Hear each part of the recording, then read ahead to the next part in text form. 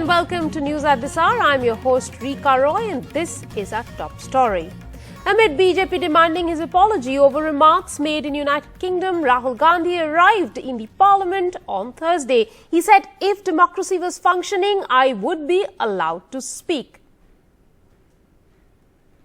सब लोग कह रहे हैं माफी मांगो भी लगातार बीजेपी आपसे माफी की मांग कर रही है वो सीट बनाए मौका दूंगा आपको जब तक के लिए स्थगित की जाती है If they allow me to speak in Parliament, then I will say what I think.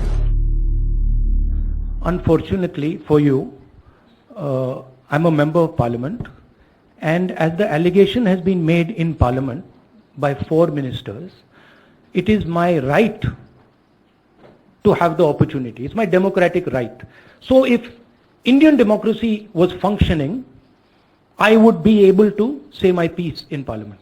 After 4 leaders of the BJP have made an allegation about a member of Parliament, is that member of Parliament going to be given the same space that those 4 ministers have been given, or is he going to be told to shut up? That's what the real question in front of this country is right now. ये बहुत clear होना चाहिए कि राहुल गांधी देश के सामने में और लोकसभा में आ करके माफी मांगना ही होगा। इस तरह का बातें करके देश को नुकसान पहुंचाया है और एक तरीके से भारत के संविधान को भी उन्होंने इंसल्ट किया है। आज उन्होंने प्रेस में ऐसी कोई बात नहीं की कि उन्हें खेद है जो उनके द्वारा कहा गया। बीजेपी का स्पष्ट आरोप है राहुल गांधी को माफी मांगना चाहिए और हम राहुल गांधी की माफीनामा के लिए देश भर में कैंपेन करते रहेंगे। Several senior BJP leaders are now picking on Rahul Gandhi's use of the word unfortunately in that statement when he goes on to say, unfortunately, I am a member of parliament. Let me go over to my colleague Sanket for more on this story. Sanket, it is a tongue-in-cheek way of taking a dig at Rahul Gandhi, but what do you make of several senior leaders tweeting on this subject now? Well, it is very clear whether it is in the form of memes or it is in the form of videos or, mounting a campaign, making statements, holding multiple press conferences, announcing that there will be an agitation, all India agitation. It is very clear that the Bharatiya Janata Party is not going to stop at anything as far as this issue is concerned. They have a single point agenda for the past 4 days. Where they want Rahul Gandhi to apologize for the comments that he made in London about the Indian democracy. Now, obviously, the Congress party is also mounting its counter-argument where they say that if it is all about utterances abroad, then the Prime Minister is equally guilty. This is the point Rahul Gandhi made also.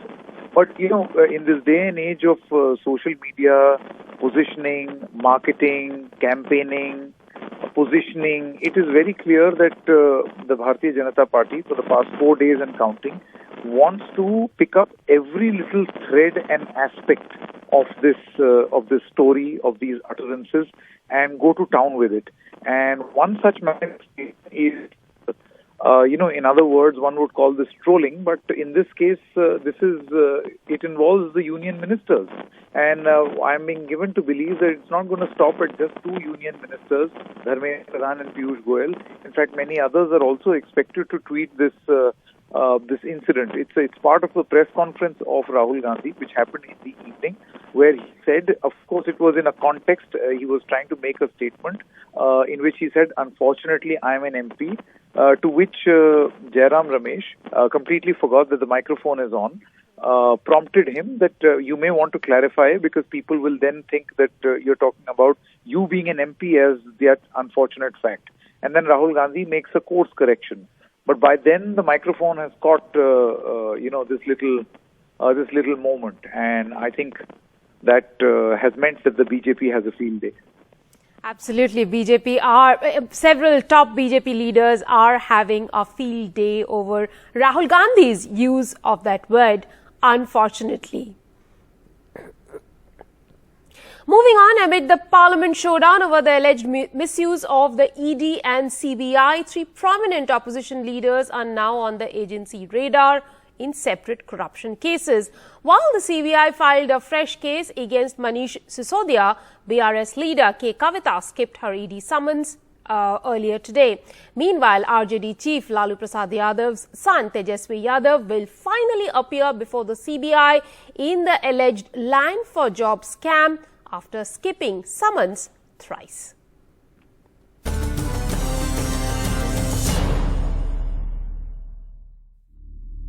More pressure on opposition leaders from central agencies. The CBI today registered another FIR against former Delhi Deputy Chief Minister Manish Sisodia, already jailed in the Delhi liquor policy case. This time, the CBI has accused Sisodia of causing a loss of over 35 lakh rupees to the Delhi government by misusing his post as a Delhi minister. The Aam Aadmi Party has rubbished the allegations, calling it political vendetta. Let's talk about the कूड़ा यार. ये तो रोज ही तुमसे बात होती है. वो भी कूड़ा ही है. फीडबैक यूनिट बनाकर दिल्ली के प्रमुख लोगों का फोन सुनना, प्रमुख व्यापारियों का फोन सुनना, वैज्ञानिकों का फोन सुनना, कई प्रमुख लीडर्स का फोन सुनना, इसकी जरूरत क्यों पड़ी आम आदमी पार्टी के शीर्ष नेताओं को? In Delhi's liquor policy case, meanwhile, BRS leader and Telangana Chief Minister KCR's daughter K. Kavita skipped her ED summons. She wrote a letter to the agency saying she was willing to appear virtually. The Enforcement Directorate has rejected the request and given March 20th as a fresh date for her appearance. Bihar Deputy Chief Minister Tejaswi Yadav today agreed to appear before the CBI on March 25, that is investigating the alleged railway land for job scam. As a central investigating agency assured it won't arrest him this month, Tejaswi has skipped the summons in the case thrice. Tejaswi Yadav moved the Delhi High Court yesterday, challenging the CBI's decision to summon him to its office in Delhi and not question him in Bihar. Even as opposition leaders cry foul, the Enforcement Directorate today released data to refute charges of political vendetta. According to the data, out of the 25 cases in which trial has been completed, 24 cases have ended in conviction. The fact of the matter, however, is that trial is still pending in nearly 6,000 cases registered by the agency. In New Delhi with camera person Pavan Kumar, Vedant for NDTV. The Trinamool Congress has been publicly speaking of going alone, Akla Chalo, after it lost to the Congress in the recent by-polls and a miserable performance in the northeast states. But behind the scenes, there have been back-channel talks to try and forge opposition unity. The Trinamool Congress, however, wants the Congress to rein in, censor or remove Adil Chaudhary, the current PCC chief and leader of the Congress in Lok Sabha, who has been in the forefront of attacking Mamata Banerjee and a party for being the B team of the BJP, apart from a host of allegations. My colleague Sunil Prabhu has more. So as we speak, one of the biggest embarrassing moments is that today the Trinamool Congress is not part of opposition unity. They've been staying away from meetings and any opposition gatherings together. And it's in that backdrop now that the Trinamool Congress has spoken to top Congress leaders to tell them that for them the biggest issue is Adhir Ranjan Chaudhary, the fact that he continues to attack Mamata Banerjee and says that she's the B team. Also, they allege that he has a secret understanding with the BJP's leader of opposition, Suvendu Adhikari, and has gone soft on him. And it's in that backdrop that the Congress has very categorically said that we have reached out to you. You have said that there should be no leadership role. We have agreed to that. You have said that Congress shouldn't lead an alliance. We have agreed to that. It's part of our Raipur declaration. And yet there has been no meeting ground. And it's in that backdrop that politely said very categorically after the by-poll victory in Mushirabad that there is no question of removing Adhir Ranjan Chaudhary at this present juncture. But still, both leaders from the Trinamool Congress as well as the Congress are trying to find a way forward so as to ensure there is some kind of opposition unity, not only in the state of West Bengal, but publicly, politically, in Parliament and in other various forums to ensure that nobody is seen and perceived to be playing into the hands of the BJP. Thank you, Sunil, for bringing us that report. Moving on, Centre has sounded COVID alert and has asked 6 states to follow risk assessment-based approach. A significant surge in COVID-19 cases has been observed in 6 states, including Maharashtra, Karnataka, Gujarat, Kerala, Tamil Nadu and Telangana. The Centre believes the higher number of reported cases in these states indicates possible spread of localized infection. A new warning by the centre to 6 states after 700 plus COVID cases were recorded in the last 24 hours across India after a gap of 4 months.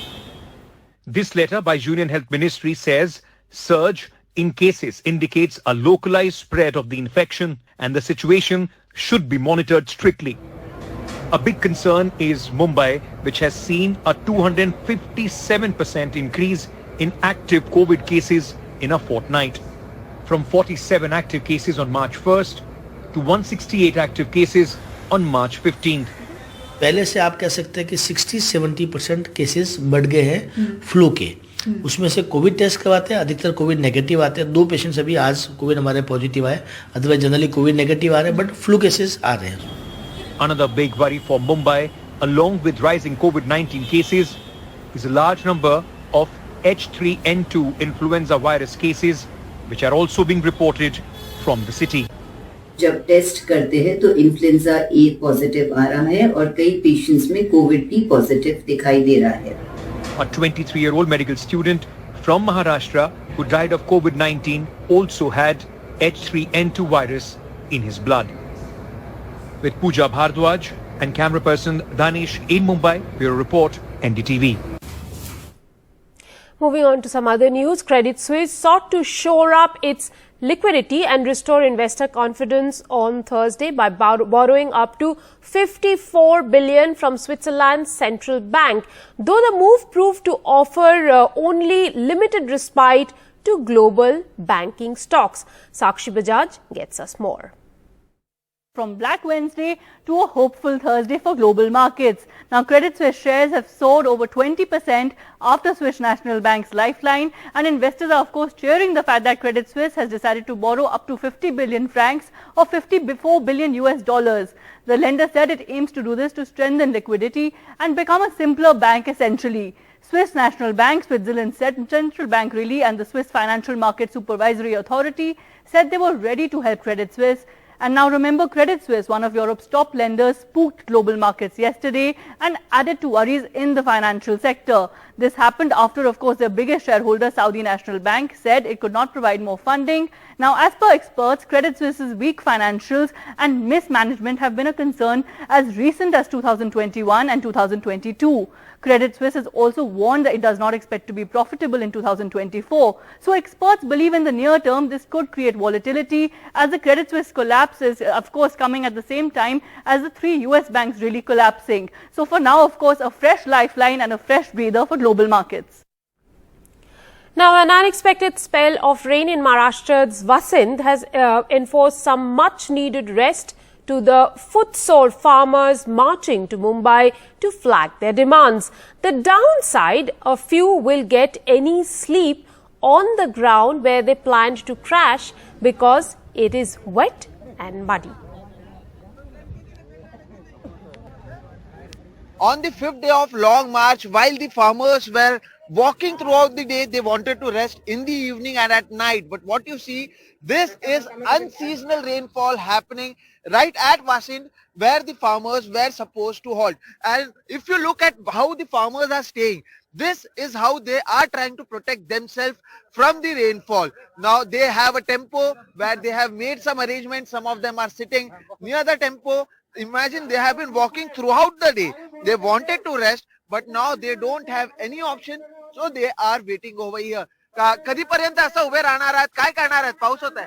पाऊस येते पण मग आता जोपर्यंत पाऊस उघडत नाही तोपर्यंत तसंच उभं राहणार आहे. So I asked him, till when will you be like this? So he said, since it is raining heavily, we can't go anywhere, so I'll continue to stand like this. जेवण झालं नाही झालं, रात्री तुम्ही दिवसभर चाललाय, आता झोपायची वेळ होती, जेवायची वेळ होती, आराम करायची वेळ होती, काय झालंय? मग आता पावसामुळं आराम करायची वेळ होती, पण तरी आता मान्यता दिली नाही, नसल दिलेली. पण तरी आता आम्ही इथून आहे ना तरी निघणारच आहे, पण जोपर्यंत साहेब येत नाही तोपर्यंत इथंच रुकणार आहे. जेवण झालंय तुमचं? नाही अजून झालेलं. He said that I haven't had my food yet and we will be stopping here. Our representatives have gone to Mumbai. They'll come back. Only after that we will decide what needs to be done. Now look at this. Look at the women. Look at the children. Look at the senior citizens. How they are staying at night. Now imagine they have been standing throughout the day. दिवसभर तुम्ही काका चाललाय आणि आता रात्री पण असंच आज पावसात काय झालंय? अच्छा, पण काय झालं आता असं कधीपर्यंत राहणार आहेत आपण? So I asked him, till when will you stay like this? And someone from inside said, he was quite shy, but someone inside said that until and unless there is solution given to us, we will be over here. And that is exactly what the farmers have decided, that until and unless the government does actually give some relief to them, they will stop at Vashin. If there is no relief given, they will continue with their march to Mumbai. And if the assurances that were given to the representatives today, if that is fulfilled, they will go back to their villages. But look at this condition and imagine how real is their struggle. How much do the farmers have to struggle for their rights? They have been walking throughout the day, and even at night while it is raining, this is unseasonal rainfall. You can imagine that the crops will be damaged. You can imagine that once again the farmers will be the only one who will have to face a lot of difficulties. But despite that, they are standing. They will be continuing to stand because there's no space. This is the open ground where they were supposed to sleep. But now, even if the rain stops, will they be able to sleep on wet land? That is a big question, and very important to see what happens next. Will the government actually do what they have promised to the representatives of farmers who went to meet them at the assembly on Thursday? In Washington, with camera person Rajendra Dayalkar, Sohit Mishra, NDTV. Time now for a quick break on the show. More on the other side. Stay tuned.